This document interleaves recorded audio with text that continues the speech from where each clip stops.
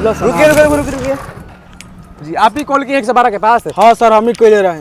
बोलिए क्या कंप्लेन लिखना है? सर भैंस हमार भुला गई, एक सुबह से मिलते नहीं थे, कबे ले जोहता नहीं। तुम हमको भाई जोड़ने के लिए बुलाए हो? हाँ सर। अरे माधरचोद, हम तुम्हारे भाई जोड़ने लग रहे हैं रे। तो तुम्हें यार जोड़ने लग रहे हैं? अरे भाई चोद, अगर क्या बोलेगा बहन के गांठ फाड़ देंगे भोसड़ी। हम तुम्हारे भाई जोड़ने लग रहे हैं। हाँ सर। सिपाही जी, हाँ हम तो नौकरी से बहुत परेशान हो गए हैं। अरे क्या करो, महीनों तो ज्यादा बा।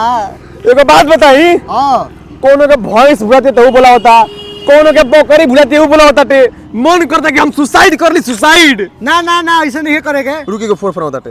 हेलो, हाँ कहा समोसा के पैसे नहीं दे रहा है?